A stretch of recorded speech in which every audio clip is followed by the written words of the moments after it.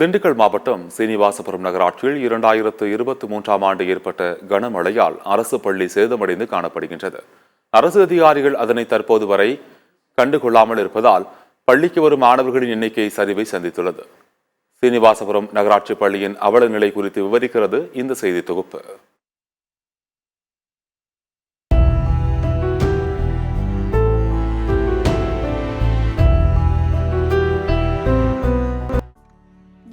திண்டுக்கல் மாவட்டம் கொடைக்கானல் நகராட்சியில் 24 வார்டுகள் கொண்ட பகுதியில் சுமார் 50,000க்கும் மேற்பட்ட மக்கள் வசித்து வருகின்றனர். கொடைக்கானல் நகராட்சிக்கு உட்பட்ட நகர் பகுதியில் சுமார் 3 நகராட்சி பள்ளிகள் உள்ளது. இதில் சீனிவாசபுரம் பகுதியில் நகராட்சி ஆரம்ப பள்ளி செயல்பட்டு வருகிறது. 1ஆம் வகுப்பு முதல் 5ஆம் வகுப்பு வரை உள்ள இந்த பள்ளியில் 20 மாணவர்களும் 2 ஆசிரியர்களும் பணி செய்து வருகின்றனர். கடந்த காலங்களில் சீனிவாசபுரம், உகார்த்தி நகர், கார்மேல்புரம், ஆனந்தகிரி, 7வது தெரு உள்ளிட்ட பல்வேறு பகுதிகளிலிருந்து ஏராளமான மாணவ மாணவிகள் இந்த பள்ளியில் படித்து வந்தனர். அவர்களெல்லாம் தற்போது அரசு அதிகாரிகளாகவும் ஆசிரியர்களாகவும் தொழிலதிபர்களாகவும் உள்ளனர். ஆனால் தற்போது இந்த பள்ளியில் 20 மாணவ மாணவிகளை படித்து வருகின்றனர். கடந்த 2023ஆம் ஆண்டு அக்டோபர் மாதத்தில் பெய்த கனமழையின் காரணமாக பள்ளியின் சுற்றுச்சுவர் இடிந்து விழுந்து பள்ளி வகுப்பறையும் தரைமட்டமானது. அப்போது மழையின் காரணமாக பள்ளிக்கு மாவட்ட ஆட்சியர் விடுமுறை விட்டதால் மிகப்பெரிய விபத்து தவிர்க்கப்பட்டது. விபத்து நடந்து ஓராண்டுகள் ஆகியும் தரைமட்டமான கட்டிடத்தை தற்போது வரை அதிகாரிகள் அகற்றவும் இல்லை.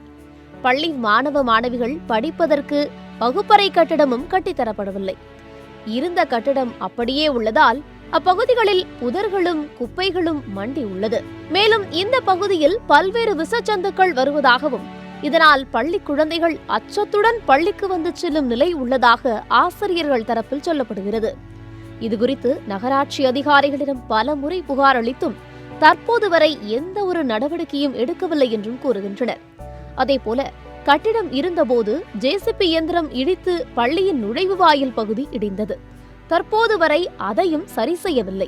பெரிய மழை பெய்தால் எப்போது வேண்டுமானாலும் நுழைவு வாயில் கதவோடு இடிந்து விழும் அபாயமும் உள்ளது. மேலும் பள்ளியில் விளையாடும் குழந்தைகள் பாதுகாப்புடன் விளையாடுவதற்கான சுற்றுச்சூழல் இல்லாததால் மாணவர்கள் பள்ளத்தில் விழுந்து காயமடையும் அபாயமும் உள்ளதாக கூறுகின்றனர்.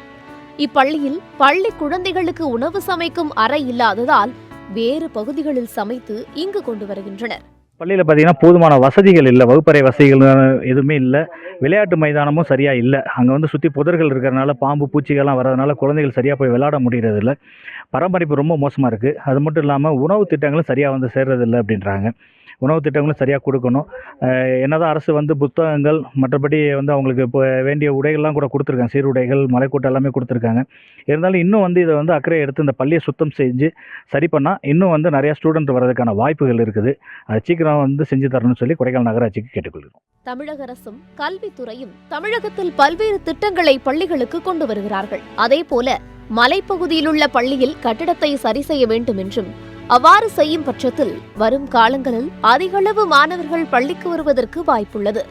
எனவே மாவட்ட நிர்வாகமும் மாநில அரசும் இதில் தலையிட்டு நடவடிக்கை எடுக்க வேண்டும் என்ற கோரிக்கை எழுந்துள்ளது. சத்தியம் செய்திகளுக்காக திண்டுக்கல் செய்தியாளர் நாட்ராயனுடன் செய்திக்குழு.